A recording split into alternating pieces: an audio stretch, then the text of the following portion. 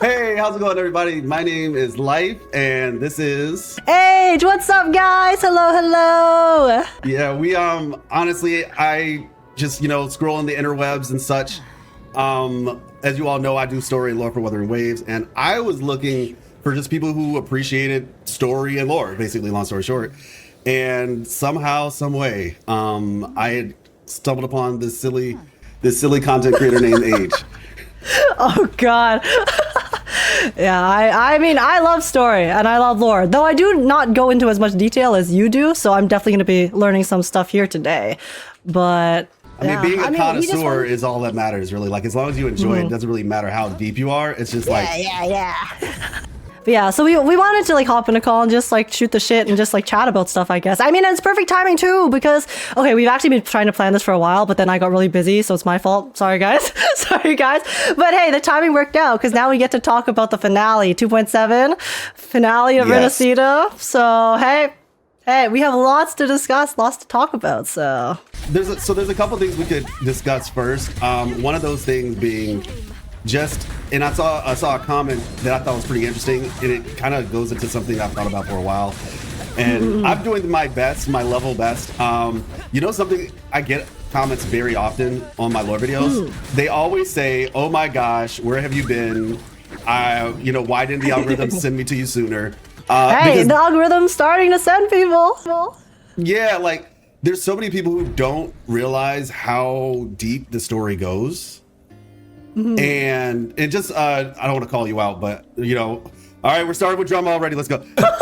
Did you watch my last video? Just curious. No, because I was trying to avoid spoilers before. I know you didn't like have spoilers in it, but I like to go in like completely blind usually. And then I had a migraine after I finished the story, so then I've been like dying all weekend. So I have not seen it yet. That's totally fair. Totally fair. So I will keep this general then, which maybe it's probably for the best. That way people can check the video out if they want to. But like I said, a lot of people don't realize how deep the story is. And as a result, a lot of people don't realize that like there's good lore, basically. And so that's kind of the thing that we've been doing over here. With that being said, I guess I'll ask you first, what were your just general thoughts? Were there any like standout moments for you? In 2.7 in particular, or like as a whole for Rinascita? Yeah. Well, in 2.7, I mean, I actually did my story review right before this, but I was talking about how I think that it's like basically, for me, it's a perfect ending in the sense of the experience of it. Like, I really liked how they gave all of the characters their moment to shine for the most part, and obviously the experience of the cinematicness minus the bugs.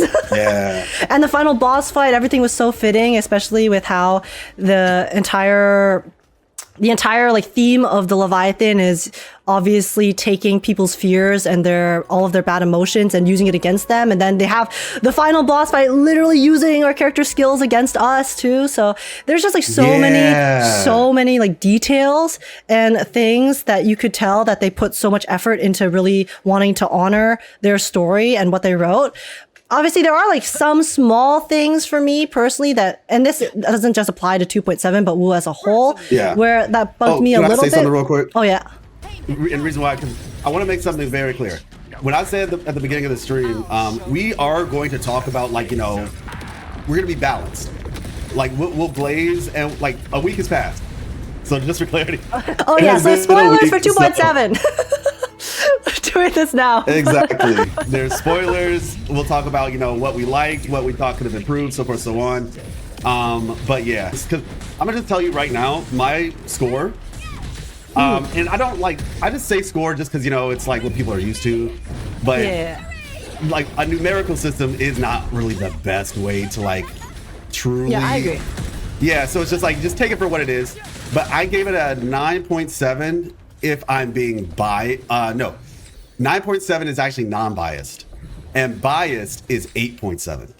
8 points. Oh wow! I expected the other way around. Damn. Yeah, a lot of people were like, "How is the biased one lower than the non-biased one?" It's just because you have high standards for it, because you want it to be so good. Because I'm combining it for what it is within the entire scope of Rinascita.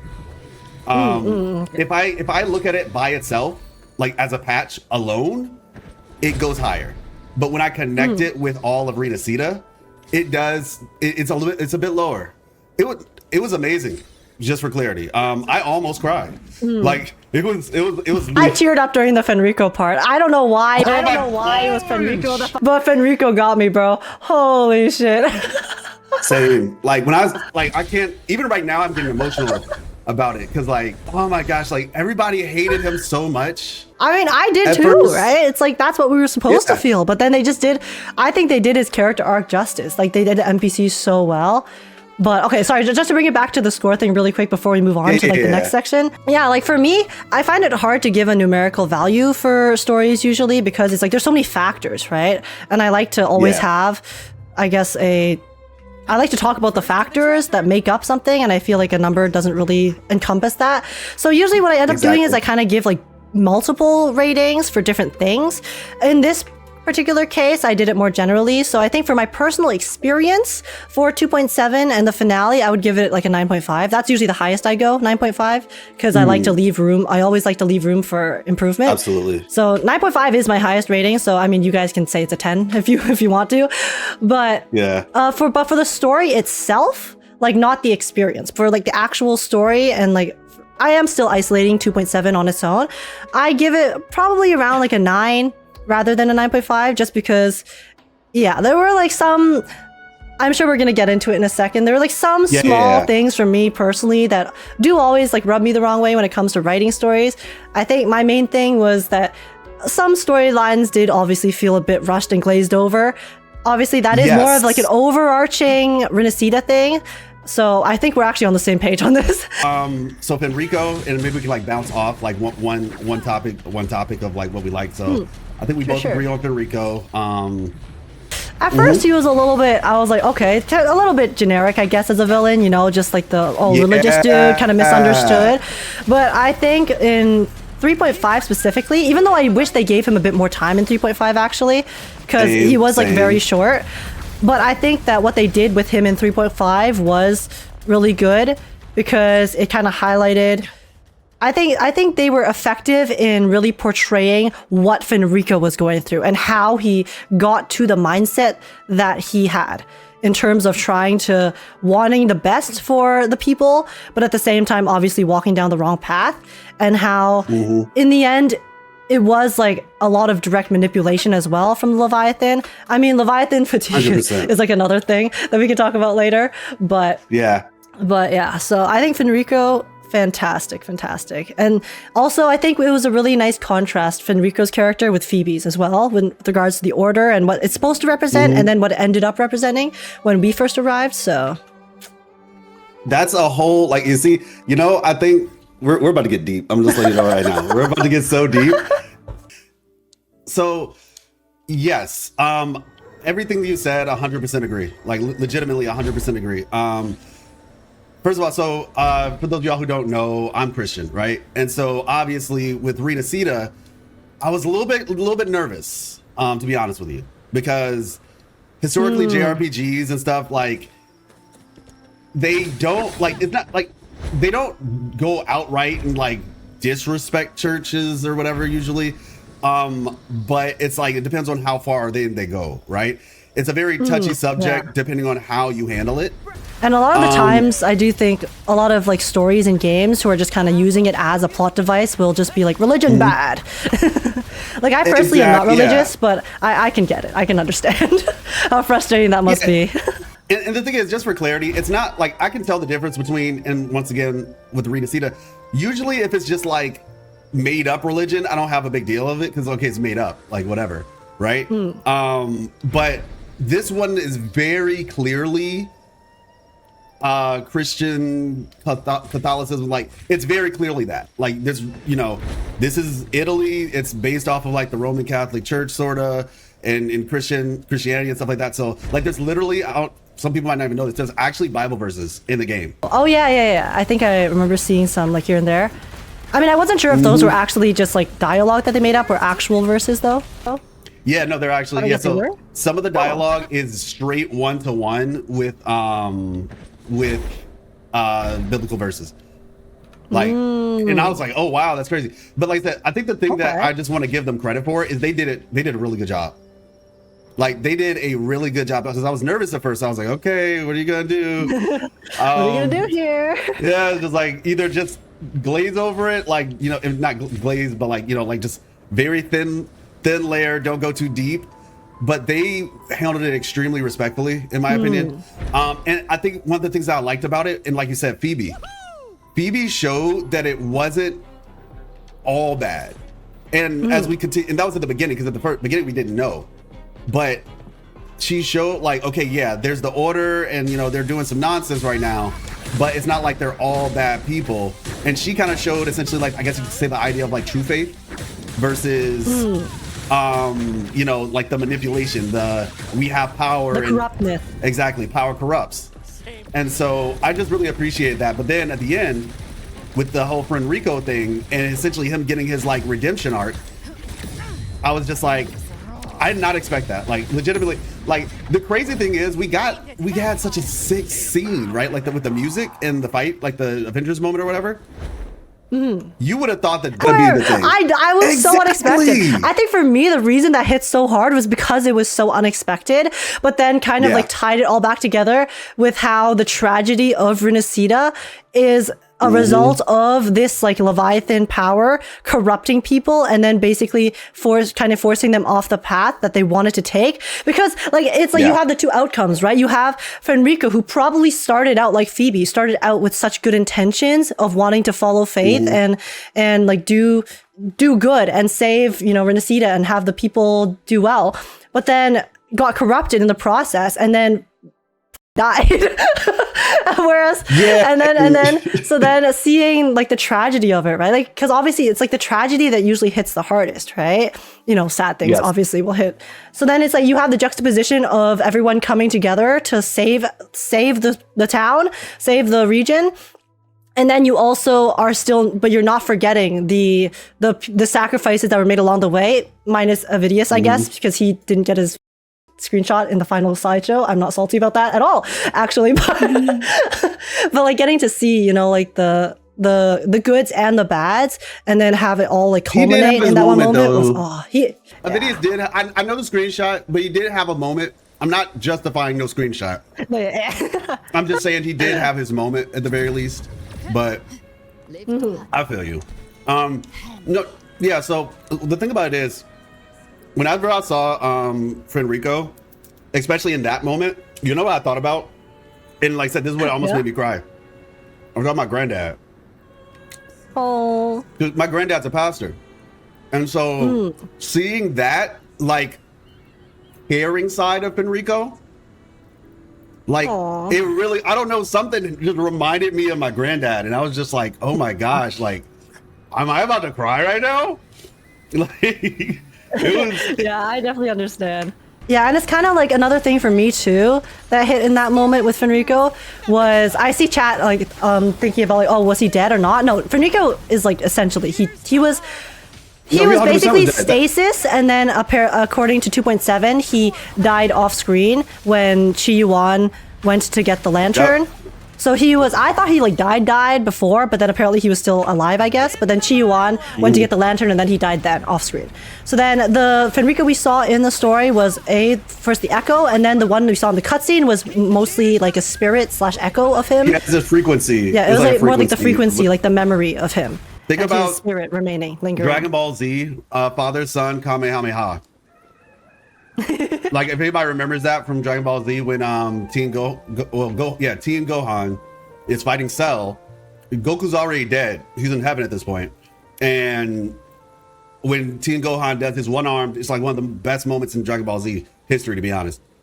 When he does the Kamehameha, his dad's spirit helps. Gosh, see, I'm getting the emotions. Like it hit me, man. I don't even know if I'm gonna recover for that for a while. It hit me so hard, but we can move on because I'm gonna be on it for way too long. So I think okay, I have to transition here with that discussion. One of the things that, like I said, I'm very interested, and I'm gonna be honest, I feel like I'm not trying to play the comparison game or whatever. I play multiple games. I play Genshin. I play Wuthering Waves. This is just my off the cuff statement. You know, don't think about it too harshly, but I feel like Wuthering Waves is a lot more courageous when it comes to tackling like sensitive topics. No, I agree with that. Then I have experience with the Genshin. And like I said, it's not to say like it's a bad thing and like you have to cover these topics. Like I'm not saying that at all. But I'm just giving credit where I believe it's due. Reason why. So both of these games, if you all haven't figured it out yet, and we learned a little bit with the most recent thing with the Abraxas, right? Which was, I'm making a video of everybody. A video will be coming out for Abby because I know everybody's curious about it. So just, it's coming. But Gnosticism, that's the big thing. So everybody heard about Gnosticism for the first time in Genshin.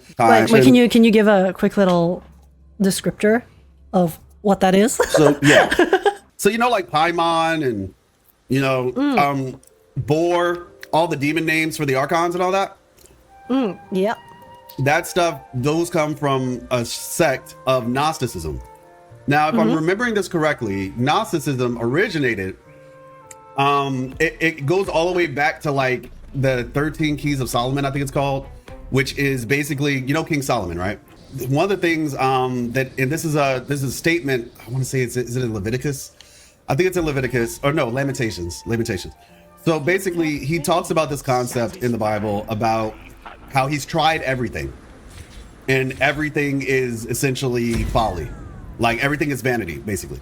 Like I've tried everything in life. I've had all the, you know, I've tried magic. I've tried, you know, hedonism. I've tried like everything. Like just because he was the richest man ever, so like he had the opportunity to do whatever he wanted. And one of the things that he tried was dark magic. And so, like I said, this gets really, you know, deep into it, but basically Gnosticism is like an offshoot of some of the things that he was doing. So it's like, it's considered like a offshoot of Christianity in a sense. And like when I say offshoot, I mean like there were just some Christians who decided, hey, let's delve into black magic. And yeah, let's do this instead, you know, like regular stuff's boring. let's spice it up. Hopefully I'm not getting this wrong. It's like technically it's Judaism, because at the time Christ wasn't around, but it progressed alongside the progression of Judaism to Christianity, so forth, so on. And so point is, Paimon, all the Archons, their names come from Gnosticism. Like a lot of the themes come from Gnosticism. The concept of like the firmament with well actually that's in the Bible in general. Wait, what happened? Did something happen? No, I said the tree. Oh yeah, no, yeah, absolutely, exactly.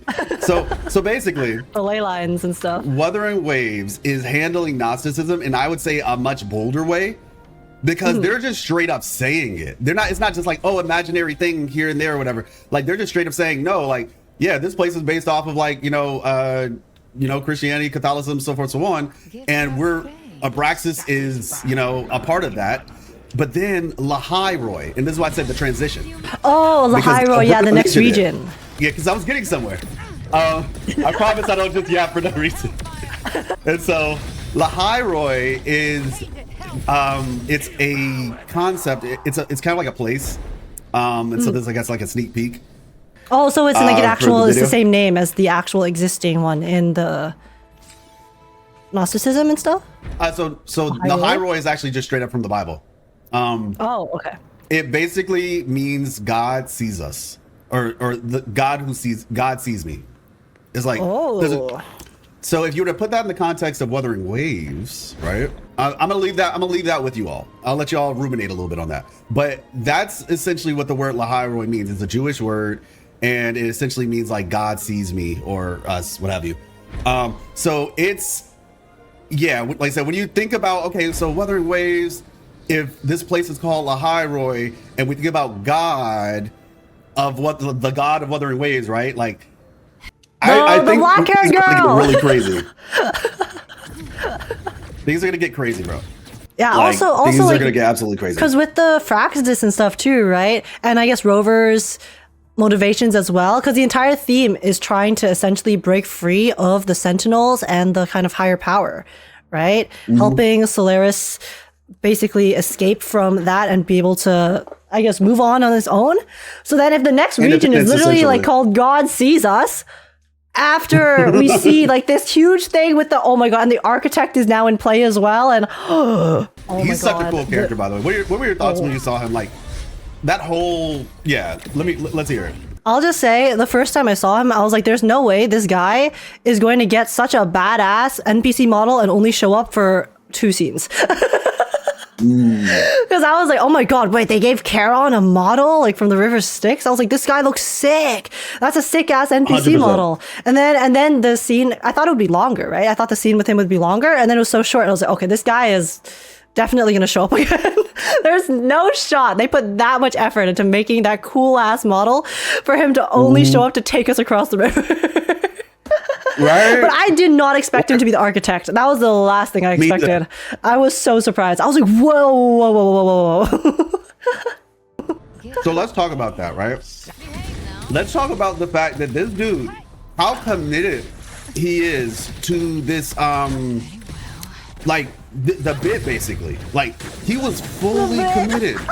Hey, listen, So if you 2.7 was just a huge job recruitment scheme, okay? We're trying to recruit Rover, trying to recruit Galbrena. Listen, the Fraxidus, they're losing members, okay? So they need to try to up those numbers.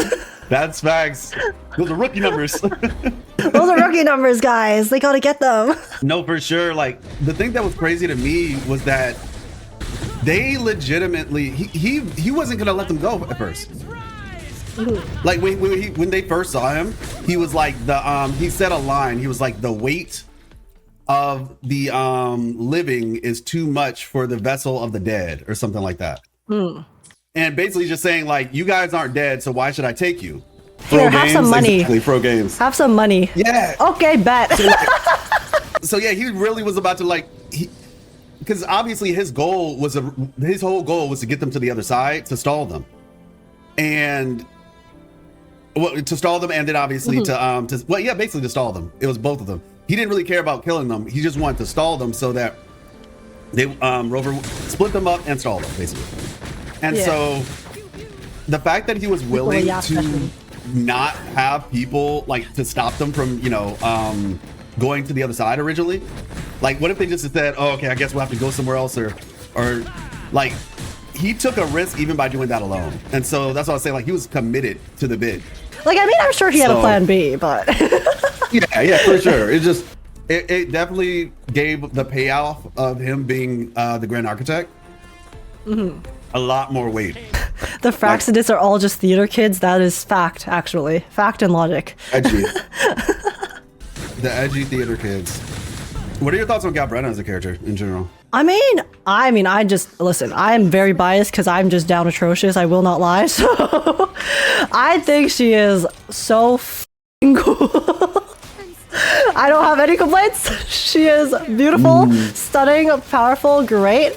I also, like, in terms of her as a character in the game, though, I love, or like in the story, I mean, I love the contrast they have between Galbrena, sorry, I pronounce it Galbrena, and Augusta, and how essentially Augusta's entire storyline was like, oh, she has a very weak power, and then she makes something out of it, right? And then on the other side, you have Galbrena, who has a very strong power, but then essentially kind of loses her way in sense of doesn't want to use it because it ostracizes her. So it's kind of like you see on both sides how whether you have the power or not, there are always going to be like people who will, look at you differently and find reasons to ostracize you or whatnot.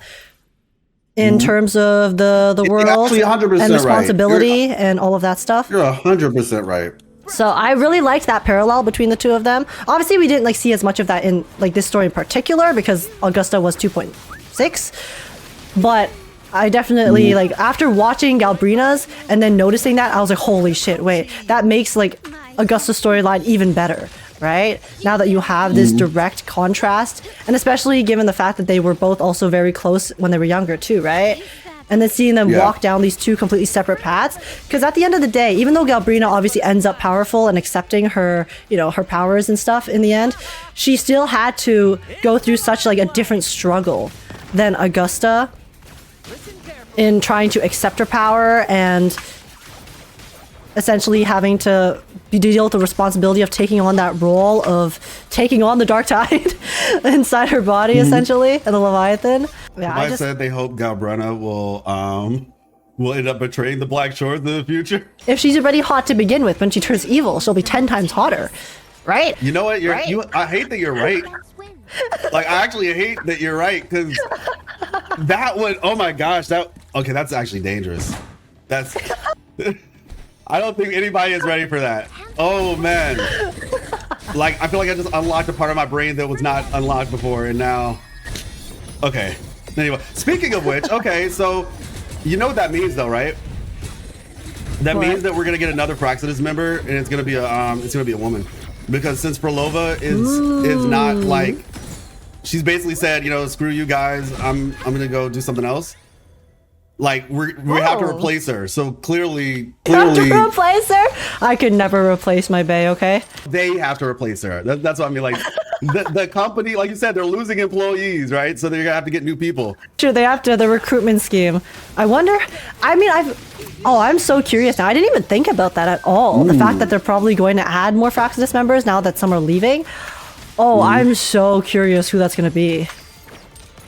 Like, it's obviously going to be a new character, but I'm very interested to see how they're going to handle that particular character's storyline, because obviously they can't rehash, you know, the same thing with Prolova.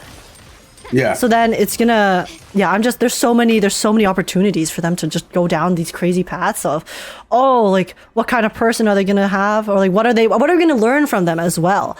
What if they have a history that's like very deeply intertwined with the world as a whole, because there's still so many mysteries that we do not know when it comes to Solaris. Somebody said, meanwhile, Scar gets arrested for the 5th time. Listen, I'll get arrested, so I'll keep him company in prison, okay? It'll be fine. Oh my god. We'll have a great time together. I made a short, and I was basically just saying, like, y'all can't save him. Like, you can't. I don't need to save him. Scar. He can ruin me, okay? That's what everybody said. Everybody was just like, no, I don't want to save him. I want him just as he is. I was like, yo, y'all are. I want him to destroy me. Oh my gosh. I should have changed my statement and just say to anybody else, to all you know how I forgot that, I think it's Diablo, be careful all ye who enter, or whatever. That's what I'm gonna have to say to people now about the Wuthering Waves community. I mean, listen, you just gotta embrace the Gooner, okay? It's very freeing. It's very freeing. Oh my God. One of the things that happened with like Iuno's story, right? Which I actually am curious. I have to ask you this. What were your thoughts on the Iuno story, personally? See, I have like conflicting opinions on the Iuno story, because on one hand, I liked the story itself. And I think it was well executed. Maybe I'm just biased because I like Iuno. That could definitely be the case as well. So honestly, because yeah, but at the same time, like, my personal preference for types of main story is and this is the same thing that applies to like Star Rail, Zenless, all of the different gacha games I play. I don't love it when characters as a whole kind of only show up for one patch. I know that's not like necessarily the case here, because he does show up in this one as well, but I guess the discussion is more over, I don't love it when main stories turn into more kind of quote unquote companion stories. I know Iuno's plot and her story was very relevant to the main story, and I get that, but at the same time, it doesn't sit like too well with me when it feels like both halves of 2.5 in particular was like companion story 1, companion story 2. I think at least with Augusta's, they could have definitely included some of the other characters, even if it's just for a brief cameo. And honestly, for me, a brief cameo is more than enough, right? Like, you see Lupa, you get to talk to Lupa for two sentences right before you go in. She says like, okay, yeah, I'm gonna go defend the city. Great, right? Just a bit more continuity between patches and seeing characters throughout, because it's like one thing to have this cool finale with all the characters coming back, right? But it would hit so much harder for me if I could feel a little bit more of those other characters also still existing and interacting with one another throughout the entirety of the Rinascita patch. That's actually why I actually really liked 2.4 so much, was because we actually got to see Cartethiya and Lupa interacting by themselves. And so to me, that felt like it was like world building, right? It felt like I got to see the characters exist within the universe in isolation from what I'm currently going through as the Rover. So then that like really, I really loved that particular thing. And then I really hoped that they would, you know, maybe do that a bit more. But then we had Fleurdelys, obviously was completely isolated. I think Fleurdelys is fine because that is a completely kind of separate thing with regards to she is a villain. So there's no realistic reason she would be interacting with any of the Rinascita characters, I think. So I think that's fine. But like with the Augusta, Iuno, right? Obviously, I know it's like a whole thing. Iuno, obviously she's wiped from memory. No one knows what Iuno exists, but it's like, Hey, hold on real quick. Hold on. Mm-hmm. Chat, what is she talking about?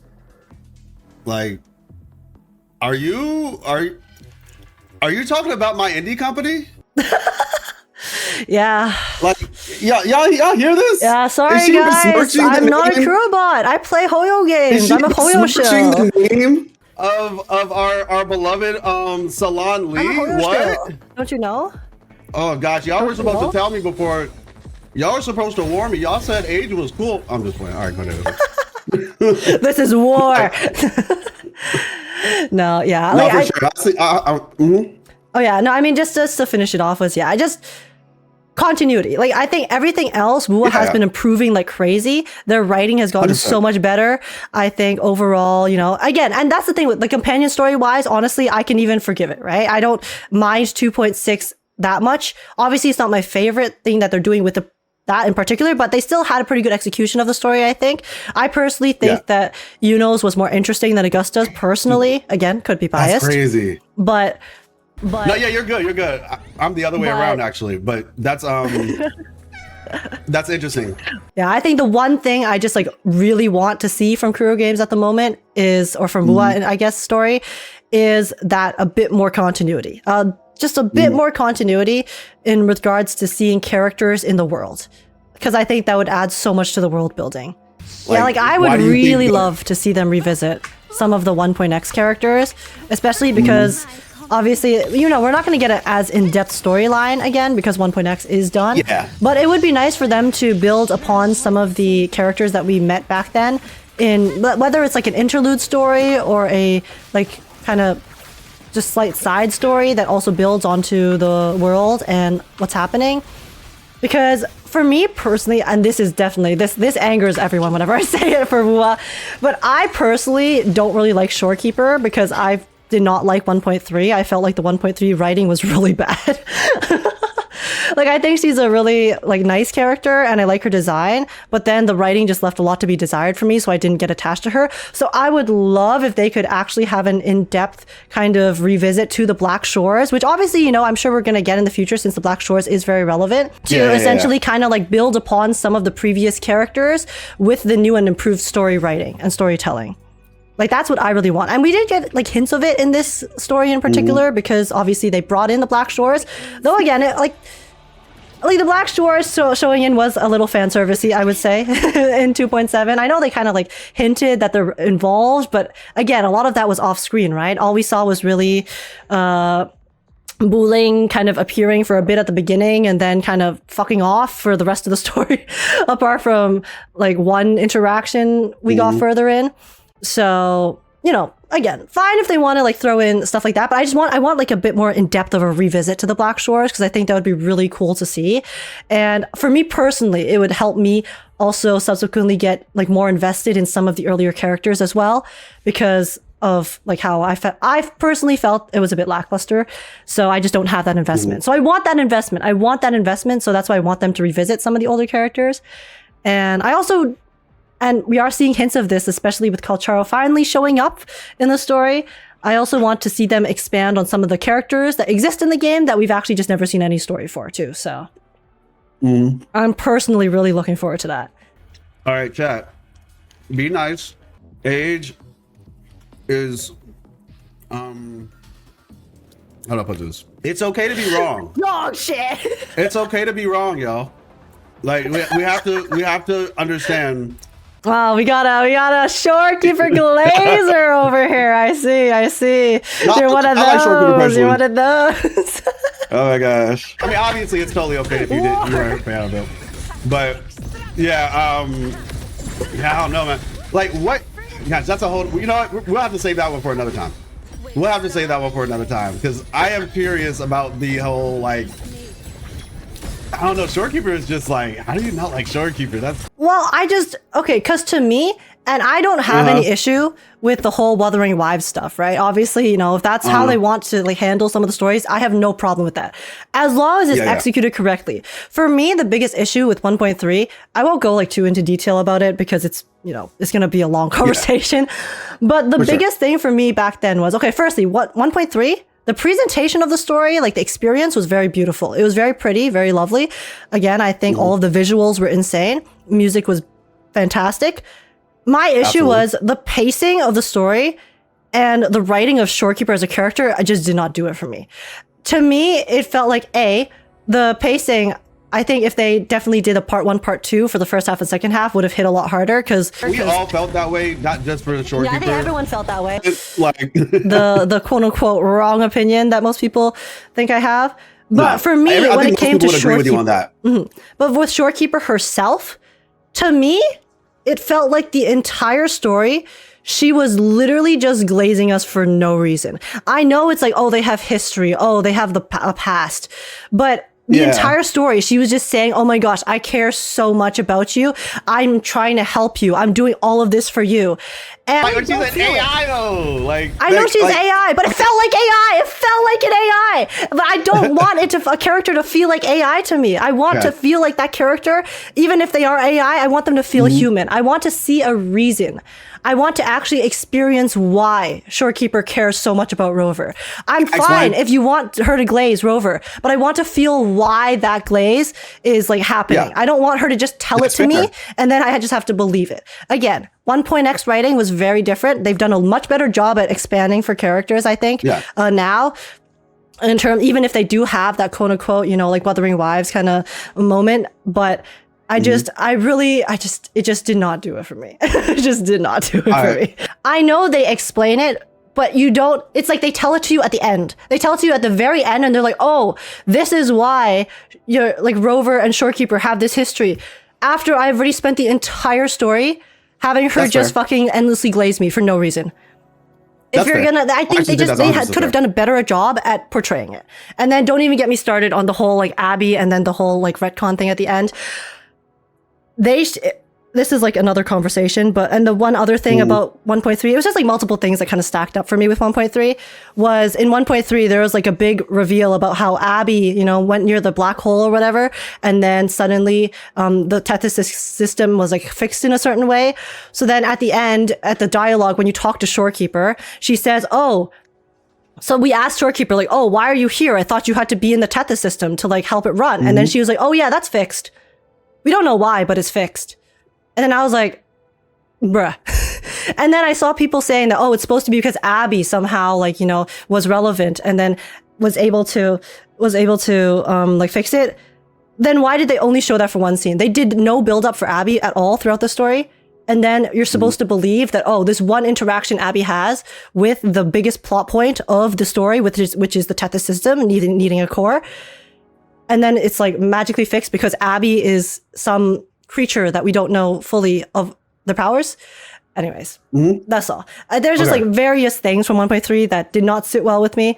But the end result was I just did not get invested in Shorekeeper as a character. Obviously, I know lots of people did enjoy her. Totally fine. But I just personally didn't. The first thing. So Shorekeeper, the reason why I said she's an AI is because we're going to go to the modulation hall. Now, I'm not expecting you to know this, mind you, but just for the sake, I'm not gonna go through all of it right now, but that's fair. That's fair, Alfie. But yeah, so basically, K626 resolution. This is talking about Shorekeeper. Okay, it's talking about Shorekeeper, and like I said, I'm just gonna leave it at that without going too deep into it. And the second to last statement says, emotions are unnecessary for her function. That is redundant for our purposes. As long as she endures, once we become an absolute outlier, all other concerns will be irrelevant. All right? That's referencing Shorekeeper. The reason why that's important is because Shorekeeper was actually not, like, she was an AI in the most literal sense, had no emotions at all, right? Rover is the one who essentially, because of Rover. So it's like, it does make sense. Like I said, whether you accept the reason or not, like, oh, I get it, it makes sense, but I don't like it. That's fine, that's fair. But essentially, I don't care about the reason. I just wish they told it better. Yeah, and that's where I'm going to get to. I'm going to address that, I promise. So basically, first thing is that all of her emotions are legitimately like linked. Rover's literally the reason for her to have emotions, right? To begin with. So it makes sense. Rover taught her, literally, like day one to whatever. And even this one, fragments of quiet reflections. This is basically like a conversation being had between Rover and Shorekeeper's just trying to console Rover basically throughout this whole thing, because like Shorekeeper's one of the few people who Rover has confided in since time immemorial, practically. But the only thing is, and this kind of makes sense on a couple different levels, Rover, and so I'm going to stop there. I'm going to go to the Abby thing, and I'm going to tie it in a bow. In terms of Abby, right? The question being, Abby just kind of came out of nowhere and fixed the problem, right? Now, like I said, we all agree. I think most people would agree that Black Shores could have been split in two parts instead of it making it feel like, I mean, let's just say what it is. It was rushed, but most of 1.x was rushed. Legitimately, like majority of 1.x was rushed. And the crazy thing is, it was actually enjoyable. And I think we can all agree we only have these strong feelings because we like the story so much and we like the game so much. Yeah, like I wouldn't have gotten so upset about not enjoying 1.3 if I didn't want to enjoy it. Like I really, because I love Shorekeeper's design. Like when they revealed her design, I was like, oh my God, she's so pretty. Like I want her. I want to like love her, right? But then I just, I was disappointed by the story, so then it ended up making me not really want to pull her anymore. So then I was sad about that. But yeah, so like I said, it's definitely not just like just for the sake of being a hater for the love of the game or whatever. Like, So actually, I shouldn't even say that because it's not like you're a hater, but you get my point. But yeah, so the Abby thing, right? That happens. Where did Abby come from and all this? Why is this? I think this comes to a greater discussion, and that is, and like I said, both of the Shorekeeper and the Abby situation, the story is just beginning. Maybe I think I just didn't get my idea across. It's not that I had an issue with them not explaining Abby and Abby's role in the overarching story. My issue with 1.3 and the whole Abby storyline was that they did not address Abby at all during the storyline, apart from very briefly, only for Abby to be the solution for the problem that took up the entirety of 1.3, which was the Tethys system needing a core. So my issue was, I don't need them to obviously explain Abby's origins in 1.3, and I also get it that this entire story is building up through the patches, right? I actually am a lot more forgiving with patches because of that, because I understand it is still being gradually, they're giving us information, and I do love them obviously giving us those drip feeding the information to us. But again, it was because 1.3 was very rushed, so clearly the pacing and then the writing and stuff was also, I think I see what you're coming from now, lacking quality. But it was more so the fact that, one, Shorekeeper to me was not a very convincing character because of how it was portrayed. I saw people in chat actually talking about how it might be a localization issue, because apparently Shorekeeper's dialogue was better in the other languages and not as just brain dead, I guess, compared to EN. So that could definitely be a contributing factor. And then the second part was, I don't like it when games retcon stuff, and this is something that applies to obviously a bit more kind of vaguely to 2.5 and for Lova and 2.7. We can get more into that later. But the feeling of retcon, right? Even if they didn't technically retcon it because, Abby was the solution, it felt like, okay, we're building up this entire story in which Shorekeeper has to make the ultimate sacrifice to save the Tethys system. And then it focused on Shorekeeper basically the entire time. And there were good moments in 1.3, don't get me wrong. Like, I really loved when we were inside the Sonorosphere, you know, experiencing the past. All of that stuff was very emotional. Like, I think they do an amazing job with NPCs as a whole and being able to really portray the tragedy and the horrors of the Lament. And so I think that was one of the really cool parts, especially with the timed feature, where during 1.3, that was the first time they had like a timed, basically you have to run through and try to escape the Sonorosphere as it's collapsing, right? So they did a lot of amazing stuff. It's not all bad. It's just like the writing and the pacing was what prevented me from getting really into the story. And that's fair, yeah. That definitely like was affected by the fact that the quote unquote solution to 1.3 was that Abby was somehow, you know, there to like have some relevance to fixing the Tethys system core. Where's that coming from? I don't think I've ever heard that before.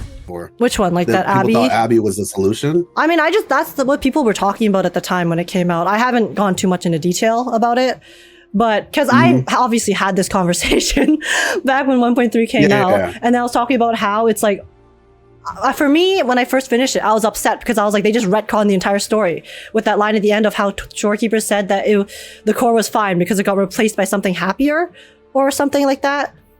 Like a happier frequency. It was a more harmonious frequency. Yeah, like something like that. Yeah. After we had this whole bit where she had to sacrifice herself to you know, fill the core. And then at the end, we talked to her and then she's like, oh, it was filled by a harmonious frequency. And then it's like, what the f was a harmonious frequency? What do you mean? So was everything we did just like irrelevant? Was there no point in trying to, you know, like having Shorekeeper make that sacrifice and come through and do all of that stuff? So then that was like the one thing that really upset me. So then I talked about that and then people were saying like, oh, it was supposed to be explained because it was supposed to be implied that when we went to go see that black hole core or whatever, Abby had a reaction to it. So then people were saying that because Abby had a reaction to it, it is implied that Abby or something to do with Abby is what helped like make that harmonious frequency to fill the core. That was what people were saying. Again, obviously. They're wrong. Oh, they're wrong. Well, that was fine. That was what I understood from it, based on what others were saying. I can accept the idea of like, what we just do all that for? Sure, agreed. Well, I understand it. I think, and that's why I said I think that was left open. We don't actually know what replaced it. Yeah, but like for me, right? We don't.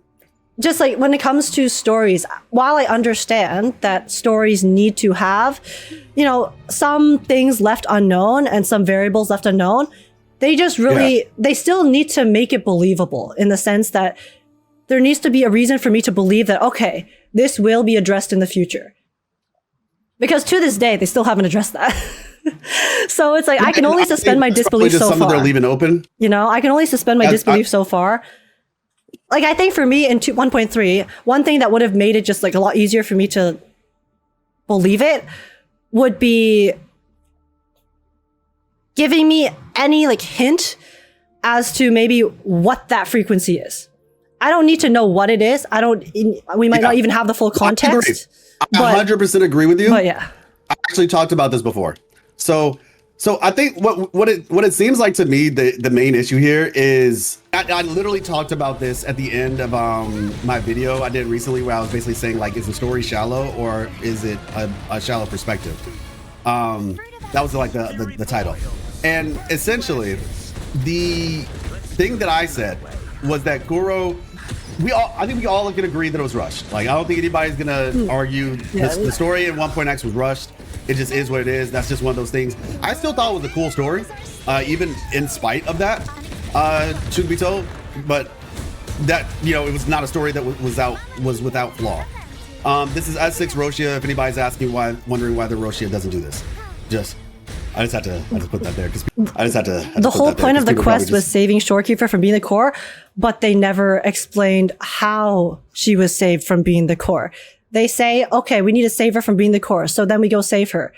But then the core is magically replaced by this harmonious frequency, which has not shown up at all throughout the story thus far. That, to me, that's just like lazy writing. right? It's just like, okay, here's a band-aid solution, accept it, and we're moving on. Well, I don't think it's lazy. I think it's just not good foreshadowing, and that's why I talked about. I mean, I do think it's lazy, but there's nothing wrong with, having lazy writing here and there. Again, we all accept that 1.3 was very rushed, so obviously they're going to have to cut corners. They probably didn't have as much time to spend on building it up properly and like foreshadowing it properly. But at the end of the day, like for me, the result of 1.3's story was that it was just not that compelling, especially because to me, it felt like they just retconned the entire point of the story, which was to save Shorekeeper from, being the core. And then the solution was not even really like built up properly. So then I was like, okay, then what's the point of this story? Yeah, like I said, I think like for me, I would say just in terms of word choice, but it's semantics at the end of the day. I think it was rush story. And I think that generally speaking, their ability to foreshadow needs work. And honestly, 2.7, in my opinion, was the best foreshadowing we've gotten since the game started, in my opinion. Like, that's one of the reasons I'm so excited about the future of the game, is because one of the things, so do you know what, don't trust the horse? Do you know what that is? Like in Wuwa? Or just in general? In Wuwa, don't trust the horse. I don't think I've heard of it. Okay, so chat. Or is it like a Trojan horse type thing? No. It's not expected that you know it, just for clarity. But the reason why is because don't trust the horse is something that Kubot told us. If you went to go talk to Kubot, like after the quest was over, Kubot, he's in like, I want to say he was in some hall. But point is, he says like this weird code. Like he looks like he's bugging out. And there's like code that shows up above his head. And if you decipher the code, it says don't trust the horse. We learned that at 1.3. Oh, wait, no. So, okay, I remember this now. I think chat mentioned this to me before. And then the horse was supposed to refer to the Leviathan. It was foreshadowing to tell us before we even got to Rinascita that there was something wrong with the Sentinel, right? Yeah. The problem is a large majority, Modulation Hall, thank you. A large majority of the fan base and player base in general does not know what that means. They have no idea about it. And that's the problem that I've seen, at least with how Wuthering Waves does their foreshadowing. I think that historically, up to this point, I told Charles, like, what would have been cool if while we were in the main story quest, Kubot was just like sporadically like tripping out, like not the whole time, but just like there's like a little actually like glitches here and there. Yeah, glitching exactly.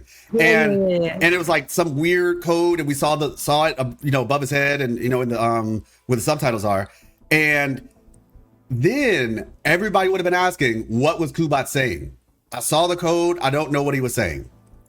And then from there, lore creators would have been like, oh, don't trust the horse. That's what it means. People interested. It would be on Reddit. It would be on Twitter, everywhere. And that would have been a really good thing going forward. So that way, when you got to Rinascita, you were just like, oh, shoot, something's crazy. There's a horse. Guys, we can't trust it. Exactly. And that's the problem. Like, they didn't do that. And just going forward, and this is why one of the things with Wuthering Waves, where people say like, it feels kind of episodic. That's something I've heard before. Like, it feels episodic, so forth, so on. And that's one of the reasons why, because the foreshadowing just hasn't been as strong. Yeah, like I think also with some of like the post stories, right? Like some of the post story quests, especially I think, in 2.6 in particular, the post Iuno story quest when you talk to the NPC at the temple, and then it basically like that's how you learn that Iuno's fucking erased. But yeah. Like I kind of wish that stuff like that, there was just like maybe some other like hint that could lead us towards it, right? I don't know about making it mandatory, but to me it feels kind of mandatory to be completely real. Like, yeah, learning that Iuno no longer exists in people's memories is a pretty fucking big deal, I would say. And that is very relevant to the Iuno quest in the second half. So yeah. I agree 100%. So that's what I'm saying. One of the things that I think, so let's get back to 2.7, right? 2.7, in my opinion, like they knocked it out of the park for me personally. Like everything that I wanted them to do, they did. Now, the interactions. We got interactions, and this is why I told you my bias rating is actually lower, because my bias rating is I wish we had gotten the interaction sooner. Oh, like because, like with other characters? Yeah. Yeah, same. Because I was like, you only have so much time. You only have so much time to do all this in just the just the finale. But with all that being said, I still am grateful that when they did it, obviously. And I'm hoping that, going forward in 3.0, that just becomes more of a norm. But yeah, like Lahairoi, people are curious about that. Abraxas, people are curious about that.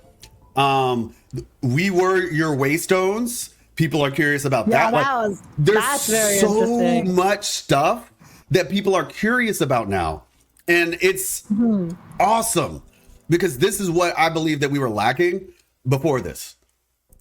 Like we were lacking sufficient foreshadowing to get people at hype. Like obviously if you were already a lore enjoyer, then for you were already invested. But we need stuff that invests people who aren't already hardcore lore enjoyers.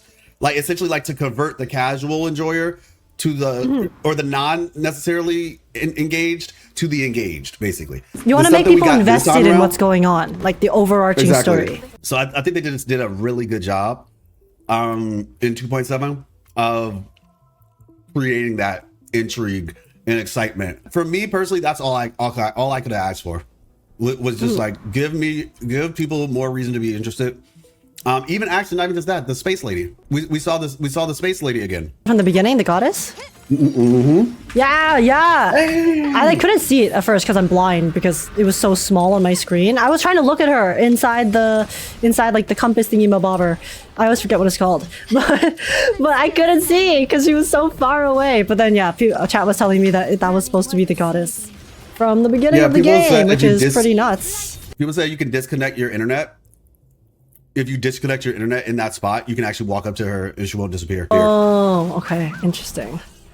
So that's how people got the screenshots. Cool. So, Cristoforo, right? My number one op. Oh, really? You don't like him? Look at what he did to Avidius! My God! Okay, oh my God! How could you have? No, okay. Let me be clear. I love him as a villain. I think he's so good as a villain. But I hate his ass. I am his number one op. How dare he do that to my goat? Sorry, that's all. I just needed to let that out. Fair enough. Fair enough. No, legit. I think Avidius is such a good villain. He's such a good I think not Avidius. I said Cristoforo. Bro is, first of all, he's dripped out. I love his design.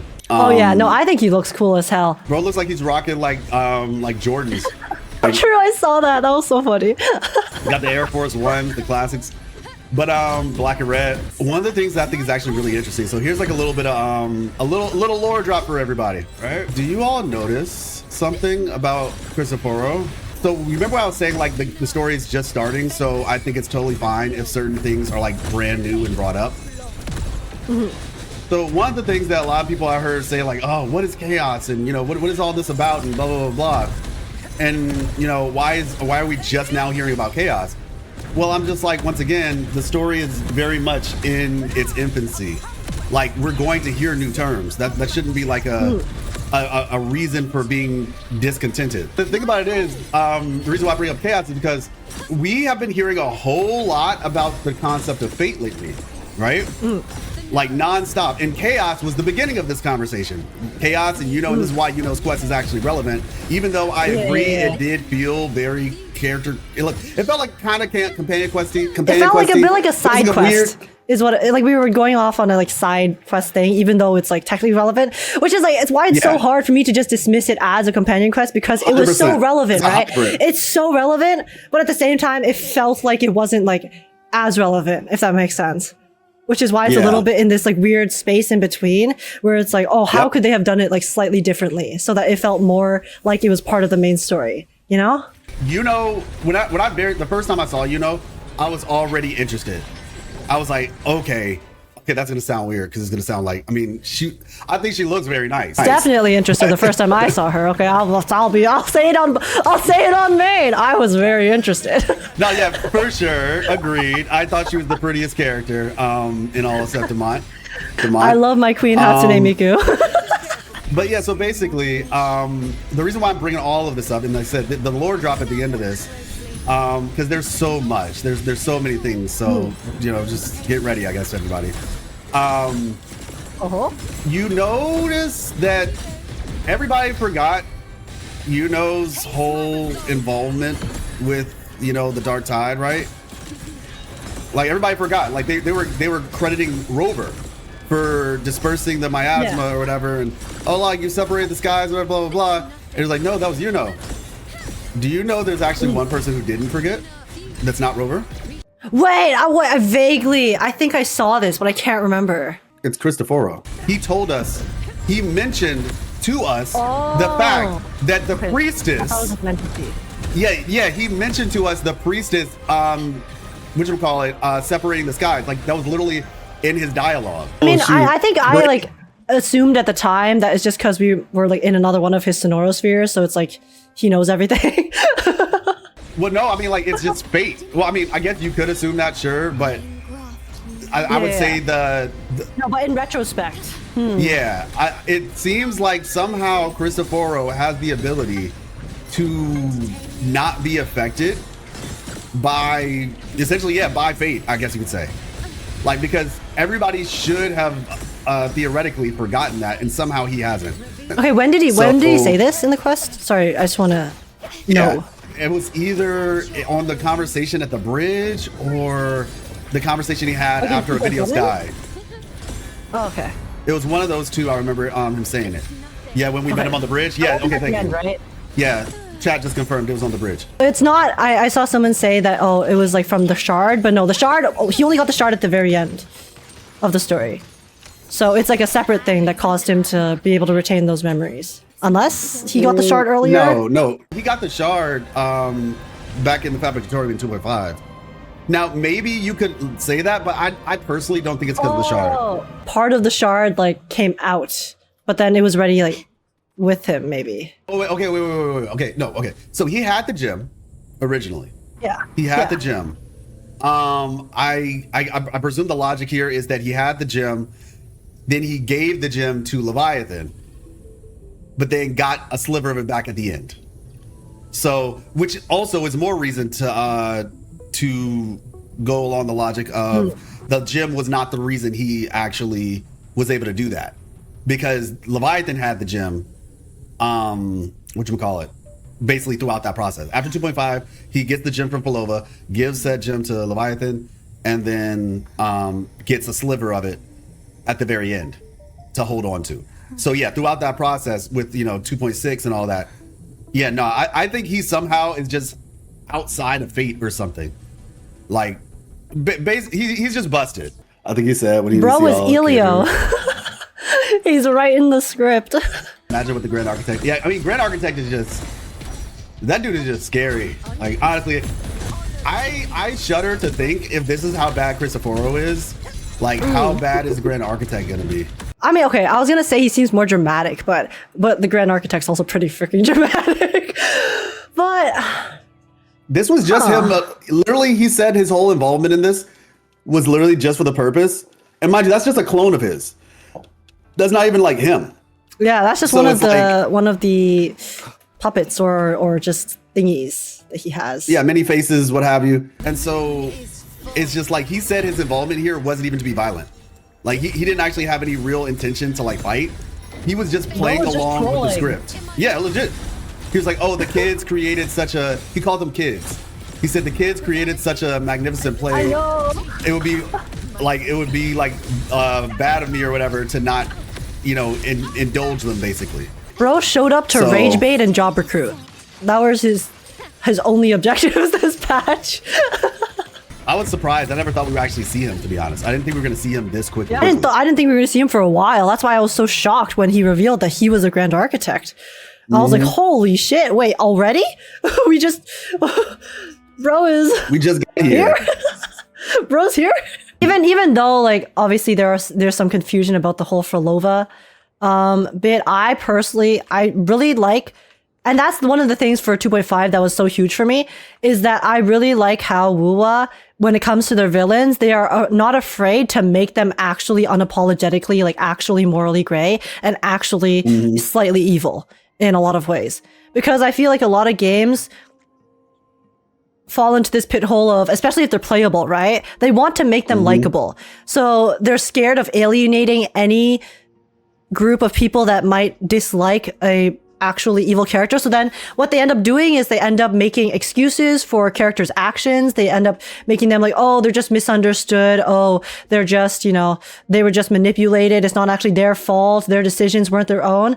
Whereas with Frolova, there was some of that, obviously. But at the end of the day, Frolova acknowledged her actions and her past and everything that happened. And then she accepted it, which I respected the hell out of. And if anything, that made me like her so much more, because it wasn't like, oh my God, she's just a victim. It became, she was a victim, but then still decided to choose this path and is still willingly walking down this path, even while knowing, obviously, you know, all of the stuff that happened. Yes, she blames Rover for it, but it's still the path that she chose. And I just really like that, because it then adds, I think, a lot more depth to the villains and the characters. And yeah, she even said that she knew that the Fractalists were using her, but she wanted to use them back, right? So it's like, exactly. It's like you can be both. You can be both a victim, but also it doesn't excuse all of your actions, right? And I do think a lot of games do try to excuse the actions of the villains in, like, you know, certain ways, just because they don't want to make the character too unlikable, I guess. But yeah, for sure. But I think that you're holding back from writing such good characters if you are falling into that pigeonhole of, okay, we have to give characters an excuse to do everything. 100% agree on the villain part. Yeah, this is exactly why I wanted to talk to you, actually, for that very reason. Because like, even that, the way you brought that concept up of just like, she acknowledged that she could be, like, Rover straight up said, "You're being manipulated," you know?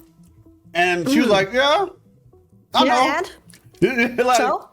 Problem? Next. And she said, I'm getting something out of it. So the fact that she was okay with it, she was just like, yep, I know. And I'm still doing this. And so, like, yeah, if I'm being honest, even though, like I said, I would like some more characterization with some of the main cast and stuff like that, as far as characters that do recur, and this is, I guess, even more reason why, you know, we want that, because of the fact we see how good they have made these characters that do recur, right? Cartethiya being a perfect example of it, where it's just like reoccurring character, really fleshed her out, like adored, absolutely adored. Shout out to Amanda Rishel, both in. I know, she's such a sweetheart. Yeah, both in game and out of the game. Yeah. I personally am kind of sad because like, how much more will we get to see Cartethiya now? But hey, at least she's getting to live the, you know, calm life that she's always wanted. That's facts. That's facts. And even with that, like I said, the ending that they gave to Rinascita was honestly just, it was chef's kiss. It was legitimately chef's kiss. People will complain like, oh, you know, characters need to like feel like they're alive and whatever. And like, I agree, but I feel like people don't even realize how they did that. I just think it was really well done and really easy to miss, honestly. Honestly, that's one of the things with Wuthering Waves that I appreciate. But also, it's just like, you really have to. I think they're doing a much better job at being able to flesh out the characters properly. That's why I'm hoping 3.0, just like I said, just keep it up. Or 2.8 yes, even. Yeah. Not even just 3.0, 2.8, so forth, so on. Just like keep it up, because, and on top of that, you know how else they fleshed the character out? On top of that, they fleshed out Christopher even further, because they didn't even let you have that moment. You realize that with the videos when he like smiled because he decided to sacrifice himself? They didn't even let you keep that moment for like 2 seconds before Christopher showed up. Oh my God, my generational crash out. I don't know if you saw the clip, but I actually lost it. I was in my feels, because I was on the biggest copium you've ever seen in your life that Avidius would get to live, and then he dies, and then he smiles at me, and then Cristoforo comes in with this stupid ass League of Legends monologue, and then goes off about, oh my god, how he was worthless. Like, shut up! No one cares about you, you bastard. I mean, I care about you because you're a good villain, but shut up! Yeah, no, that's the crazy thing. Is like he didn't even let you have the moment. It's just like I was smiling. I was emotional with the videos when that moment happened. I was like, bro, you know what? Because for me, the second we saw that interaction between him and the Senate, I was like, nah, he's good. He's a good dude. Like this dude, he's actually legit. Like it wasn't just putting on, airs, right? Like he's a legit dude. And when you see the whole situation with Crisoporo, it's just like, man, like I'm happy for him. Okay, there was a joke. This is at Videos' expense, by the way. So I'm gonna just have to say that. That's fine. But it was kind of messed up. It was kind of messed up. But so we were talking about the whole story in the beginning, like, oh, is the video's gonna be playable, right? And we're like, oh yeah, I knew he wasn't playable, but I hoped, I had hopium. But basically, it was just like, all he needs to do for his player model is just change up his eyes a little bit, because like playable characters have fancy eyes, and they have done that. Even like Crisoporo, interestingly enough, yeah, they've been upgrading the models. Yeah, I think also Scar's model has gotten a lot of upgrades too, since before as well. You know what's worse though? Okay, I'm gonna say this really quick. We can maybe get on this in a second, but Crisoporo took so much steam out of the player base by literally just saying he doesn't care if he dies. Oh, he doesn't care if Avidius dies or himself. It's just like you can't wait for him to die, and then it feels like he's just taking the power away from you by saying, "Oh yeah, I don't have to survive. It's fine. Like I don't care if I live or die." Bro does not give a f. He just wants his play to exist. Because when you die, we need to feel like like haha, gotcha.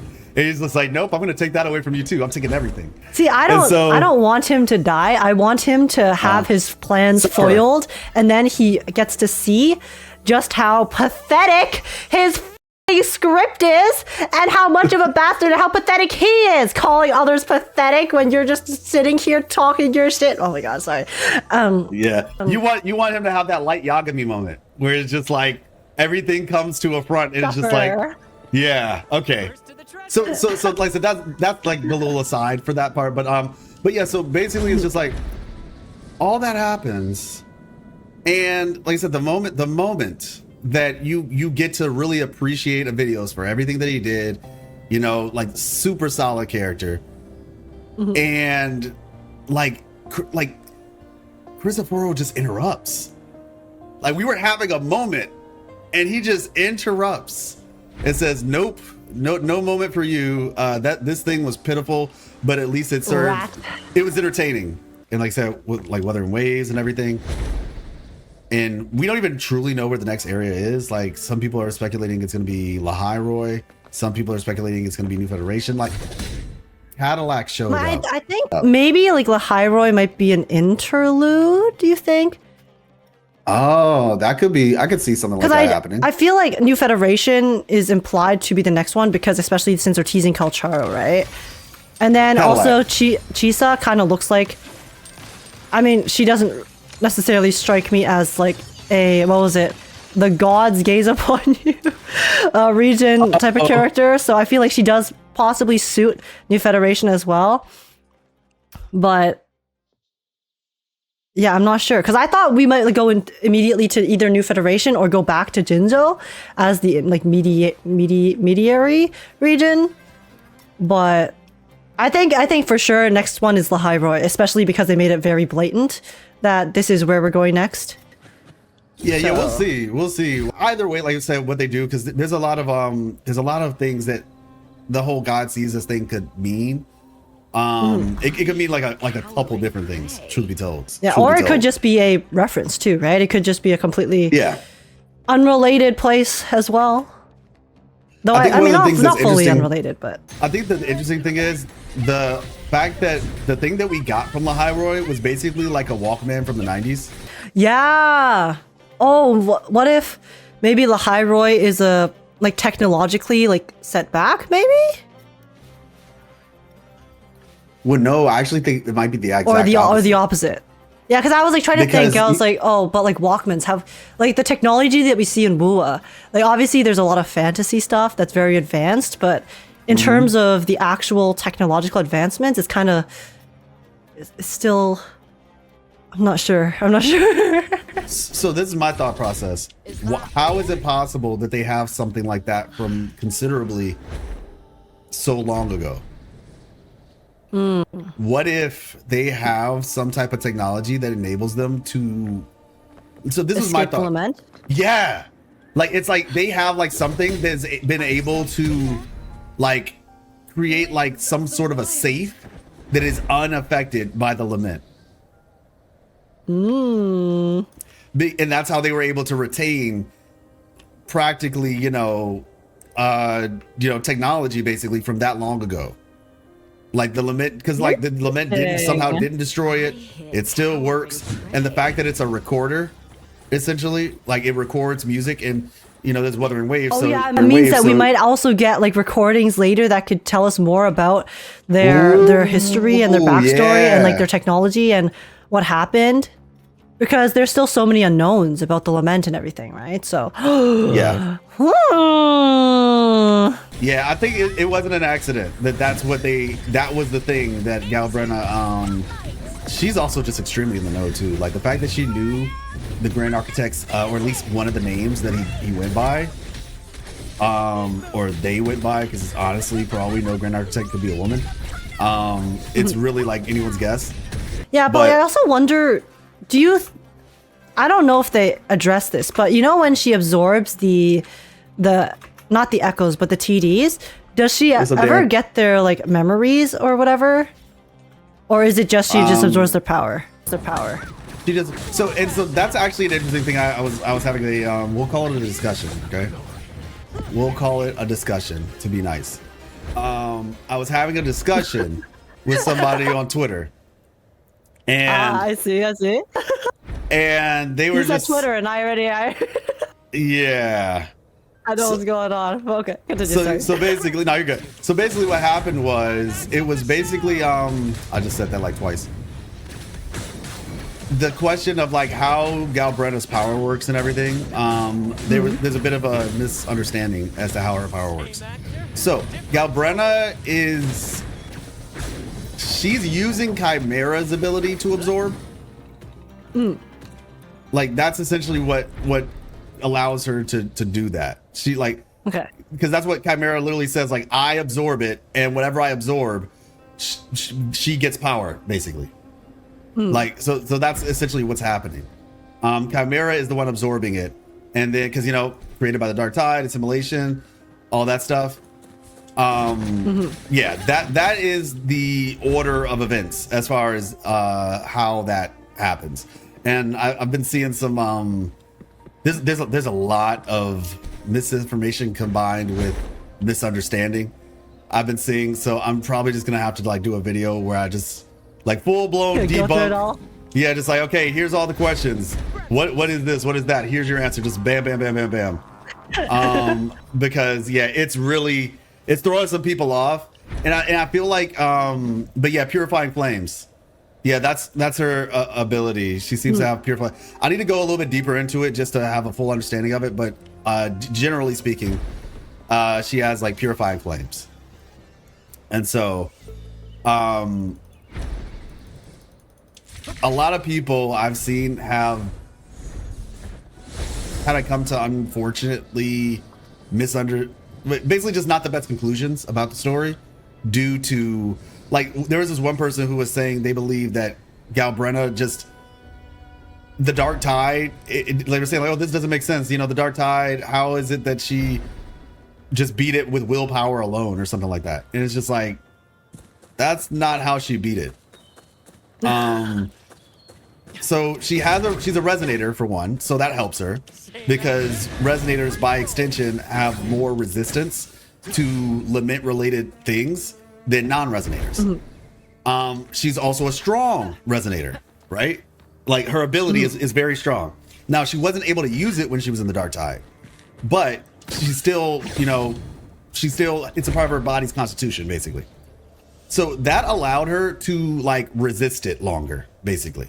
But eventually she would have gotten swallowed up if it wasn't for all the frequencies. And we saw that it was a screenshot of all the frequencies that were essentially helping her to get out. Yeah.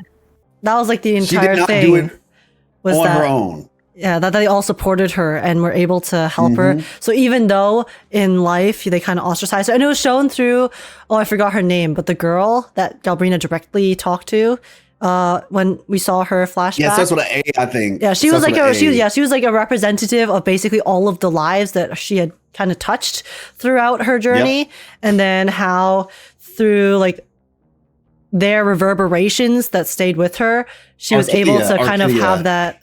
Yeah, Qiuyuan. Yeah. She was able to kind of like break past the chains of the Leviathan, which were. It's like the fear, right? Because the Leviathan, the entire point is that it feeds on the fear and the despair of the people. So then all of those little seeds of hope that she collected along the way kind of helped her manage to overcome that, to give her the opportunity to essentially fight back in that moment. No, yeah. And then essentially also go into the Cristoforo gaslight chamber with Rover and break us free of that as well. Yeah, she honestly was just like, and also that was also partially so much. It was something to do with Villainous too, right? Because the entire point was that Villainous essentially gave up his life and existence and became a power for Galbrena as well, so that Galbrena like basically accumulated all these different things that helped her break free of that in that final moment. I don't know the details personally, which is why I was actually curious about if you knew like the more specifics of how that worked, but that was like what I interpreted from everything that happened. Yeah, no, that's actually, I think that's a pretty solid take on it. I was gonna say the other thing too is the cross reference of what's her face, Augusta and Galbrena. Both of them in the Dark Tide were helped by essentially like. For Augusta, it was all the people who called her weak, you know, all the people that called her weak, but also that she spared, right? And then, you know, like I said with Galbrena, it was all the people who, you know, mocked her and, you know, thought that she was like, you know, mocking them more so than anything. So yeah, it was just like they both had that moment where the people that originally looked down on them or didn't like them ended up coming and helping them, and that's been like a central plot point throughout parallel, the story, right?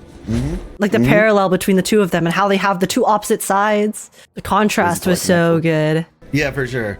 And like I said, the main point just being in with Wuthering Waves in general that we've been seeing is just this thing of like, you know, you're not doing it alone. Like it's yeah, you may you know, you might be strong, but nobody is in this, like nobody's doing this by themselves. And oh yeah, the fact that we went to the beginning of the game, the intro screen, you know? Yeah, dude, I was gonna ask you about that because I have no clue what's going on there, to be honest. I feel like I'm missing a lot of information. I mean, I'm also assuming that we just don't have enough information for exactly what's going on there, but I lost my mind when I saw that. I was like, holy shit. And then even when, you know, when we're like moving on and then we do the animation as well of reaching, of like taking the power into our palm, and that's the same animation that we see when we log into the game as well. It was crazy moment. Oh my god, what does it mean, life? And so that's the thing, right? Like if you remember from the beginning of the game, the whole like saving light animatic. Yeah. We will be our saving light. Oh my god. So she gave us the light. It was our saving light. Holy shit. Yes. That like this is why I keep telling people the game just started. Like it sounds crazy, but like this entire thing has been they have essentially just been crafting this. We're about like if they keep this up, right? If they keep this up, this story is about to be extremely in depth. And when I say this, I mean like getting a new story almost every 6 weeks. If we keep this up, imagine how far we're going to be in just 2 years. as opposed to, like I said, you know, you get a story for like 3 months and then wait for another, like, you know, 4 months to get another little bit of story and then wait a year. And I'm not trying to be rude, but I'm just saying, I'm just saying there's clearly an objective difference between how one is being presented versus another. So you're going to, by extension, get further in less time. And so I think that's probably why they were building the story up this way. Because the two things that I wanted, maybe I think it's two, but the two things that I wanted from the story were, one, that we would get a clear mission. Because up to this point, we even still right now, we don't have a clear mission yet. Like outside of like stopping the Lament, right? We don't have like a clear direction that we're going. And so the two things that I wanted from the finale, and I guess in some ways it's like a combination of the finale and it's a combination of the finale as well as you know, whatever's gonna happen in 2.8 and possibly with the Qiuyuan story, is I want them to expound on, you know, we don't need to know all of Rover's past, but we need to have enough to, like I said, give us a bit of like a waypoint, I guess you would say. Yeah. And that is what I was expecting, and I guess still am expecting for, like I said, the rest of this story for 2.7 and then 2.8, because by the time we get to 3.0, we need to be very clear on what our goal is. Like, it's just, okay, you know, we're trying to stop the Lament, but more specifically, we need to do this. Like, because up to this point, it's just been, okay, we're in Rinascita because of Abby, right? And we know that we were trying to stop the Mobius loop, as Shorekeeper put it. But I guess like a more of a grounded reason, and you know, learning more about, you know, Rover's past and all that stuff will help. But also learning more about the Space Lady, for example, would also be a way to learn about that. So however they want to do it, they just need to put us on a proper what's the word I'm looking for? Trajectory? Yeah, trajectory, basically. Game plan, trajectory, what have you. So that's what I am personally looking forward to and expecting from going forward. But it also is why I believe the story has been the way it's been up to this point, and why Rinascita in a lot of ways kind of felt like almost like I want to say an interlude, but it felt like it wasn't the main story, if that makes sense. Well, it was kind of like the Fractidus' test, right? So it's like kind of testing the waters in terms of, like, also from the Fractidus' perspective, they were testing the waters with, like, you know, Resonators and the Threnodians and making a Threnodian That's exactly Resonator. what the Grand Architect told us. He was like, yeah, mission complete, everything, because this was all a mission. Like, this whole thing was one singular mission, and that's why he called it the way he did. He was like, all right, step 1, you know, second Resonance Awakening. Step 2, what was it? Artificial Threnodian, with like Mia and all this stuff. And then step 3 was second Resonance Awakening. Oh, Threnodian Resonator, my bad. Yeah, so Threnodian Resonator, second Resonance Awakening, and Artificial Threnodian. That was the test, and now that the test is over, we now have to see what was the point of that test. And that's why I said, like, Rinascita, I consider Hong Long, right, or Jinzhou, to be like the prologue of the game. I can see that. Rinascita is like chapter 1. And so we are officially done with chapter 1, and that's why I said I feel like the story is about to open up a lot more. So that's what I've been trying to explain to people. Obviously, like I said, we'll see when we get to, like I said, 2.8 will be the transition patch between them. And then from there, it's just going to be a matter of seeing where we go, seeing, you know, getting a further understanding of the world. I'm excited. I think there's a lot to look forward to it. One of the things, so this was one of the issues that people had. I think you brought it up earlier, Leviathan. We didn't get fatigue. So there's Leviathan fatigue, which I feel like, I think the reason why people have Leviathan fatigue is partly because the expectation for Leviathan was a bit weird. Like, I think if they set the expectation for Leviathan a little bit better, maybe it would have been different.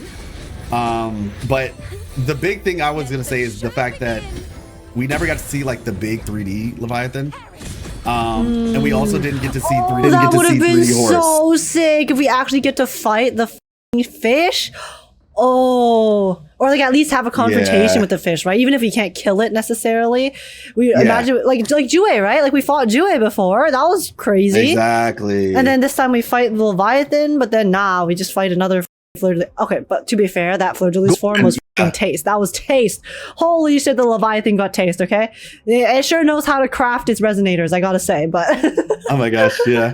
But it was not very direct in its approach. But I mean, I guess it is also fitting because that was kind of the MO, right? The Leviathan never fights directly. It always just tries to manipulate people and others into doing its things. It's just, I think, and that's Oh, I was gonna say, like, I just think that there might have been maybe a slightly more creative way of making that come across throughout the patches, because the expectation. Yeah, that's the problem. Like the end result was, okay, Resonator taken over, dead. Or Resonator taken over, dead. And then it's like the Leviathan just goes on to like the next one. It's like, okay, the next person the Leviathan's taking over, trying to take over, fight, dead. And until the very end when we finally get to confront it finally for the quote unquote last time, as far as we are aware.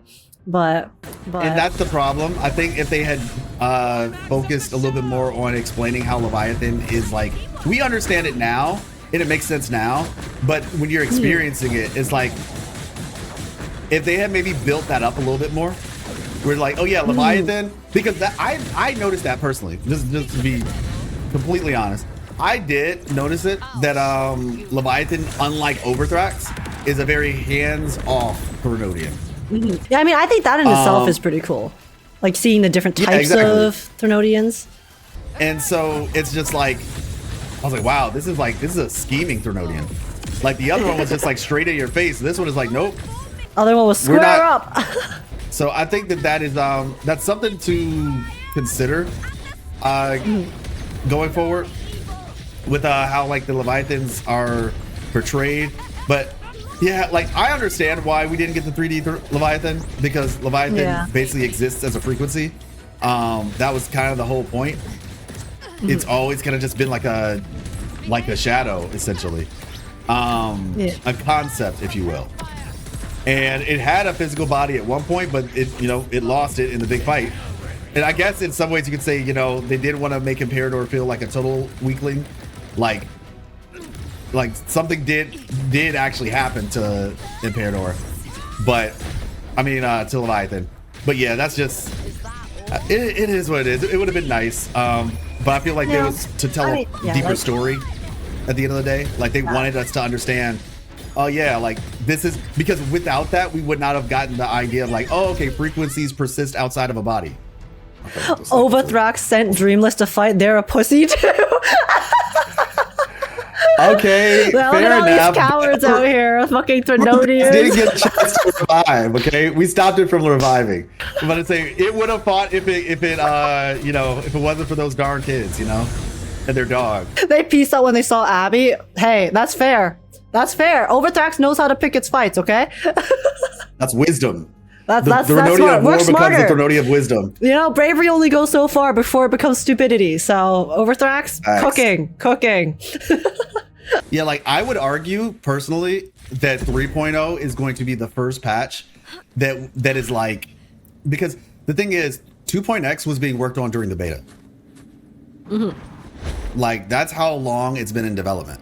Yeah. Since the beta. Because I think I remember hearing that they actually wanted to release the game with Rinascita already. Yes. In the game. I think you might have heard me say that because I said it on the podcast that we had that one time. What is it? I feel like I heard it like a long time ago though, like way back in 2.0. Oh, so okay. it might have been like from like a similar source though. But truth be told, I've been saying that since like 1.4 actually, and because I was informed by, I'll just leave it at that. I was informed of that 2.x was actually supposed to be with the game, like 2.x was supposed to be 1.2. The game was supposed to launch with 1.0, and then 1.1 would be Mount Firmament. Oh yeah, because they had to remake 1.x as well. Yeah, because I remember people were saying like they didn't like the story in the beta, so then they had to basically rewrite a bunch of the 1.x stuff, which is why the development was so delayed and why the voice acting and directing was so rushed. So then there was like a whole thing about that as well. Yeah, so basically that was what it was supposed to be. So 3.0 is actually going to be the first patch post like significant feedback. Because they didn't have that feedback for, you know, like 1.0 and 2.0. Like none of that feedback existed because they were literally making it in the like during that time in the beta. They definitely was obviously still adjusted based off of the feedback patch to patch. But this will be like the first region that's basically from kind of scratch. Obviously, they probably had it in development, but they're like making it kind of in a sense from scratch for 3.x. Yeah. I mean, I would say it's fair. I think it's fair to say like a lot of the feedback that was given like after Black Shores and stuff like that. We should be seeing that in 3.x basically.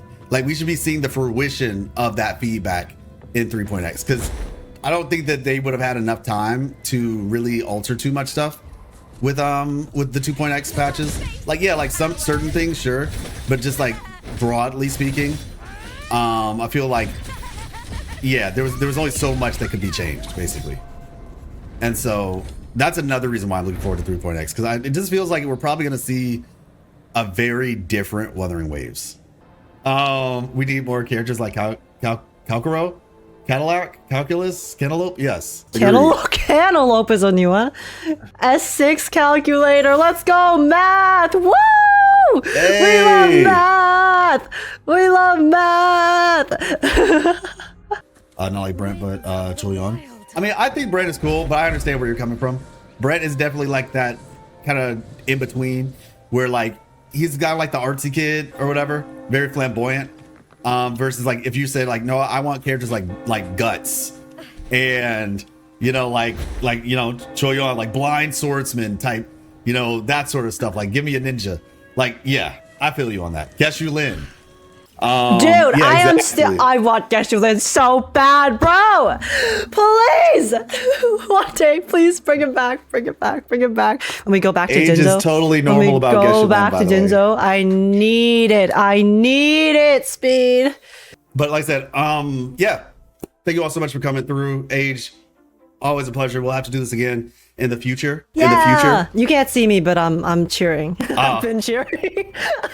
Appreciate you. Yeah, no, like seriously, yeah, like this is always fun to talk with people who actually, you know, care about and engage with the story. And not even like I said, not even just this game. I'm sure, you know, with when Duet Night Abyss comes out and some of these other games that we'll both be playing, I'm sure we can talk about that as well. So, yeah. I'm always down to yap. You guys know me. So yeah, no, thank you so much for finally coming on live. I know, again, it was my fault that the scheduling was so scuffed, but it was super fun. I've been wanting to chat with more people about story and stuff, and yeah, thank you for all the insights as well into some of the things with the story, and yeah. Definitely. No, for sure. Yeah, for sure. Always happy to help. Like this is the stuff that I enjoy. You know, like I enjoy geeking out. I enjoy, like I said, we play these games. Like we play these games and we want to talk about them. We want to discuss them. That's like half the fun. So like I said, I'm always down for like whatever. So yeah. But yeah. All right, Age. You rest well. Until next time, y'all. Yeah, so I mean, quick, and thank you everyone who is watching this on YouTube again for the VOD. Oh my god, I'm sorry. I've been live for 8 hours. My brain is cooked right now. But thank you guys for watching the YouTube video as well, if this does get cut down. And yeah, let us know in the comments on both channels. Follow, sub to both of us, by the way. Do that. If you guys watched till the end of this video, then please sub if you enjoyed. And yeah, comment, let us know if you guys want us to have more lore discussions, or even if you want us to talk about like specific things sometimes, right? Maybe we could do more chats and then talk about specific sections. Because I know today we kind of went a bit more general broad. We started off with 2.7, but then got a bit broader with our topics. But if you ever want more specific types of discussions, then feel free to let us know. definitely down to do this again with you, Life, since it was super, super fun and nice to bounce back and forth. Because it's one thing to talk with chat about it. It's another thing to be able to like bounce back and forth, even like in call about these topics and conversations, and also just have fun with enjoying the story. So yeah, love the stream. Oh, thank you so much. We're happy. Yeah, I'm very happy that you guys are enjoying watching, guys. And like I said, we talked about it before. We're gonna the new feature. I think it'll be really awesome just from a community building standpoint. With the little collaboration feature too. So I'll reach out to you about how we'll take care of that as well. Yeah. We'll see you all. I was gonna say GGs. Keep an eye out on the channels, and we got some really great content in the works for y'all. Yeah. Bye, Life. And take care. Bye. See you later.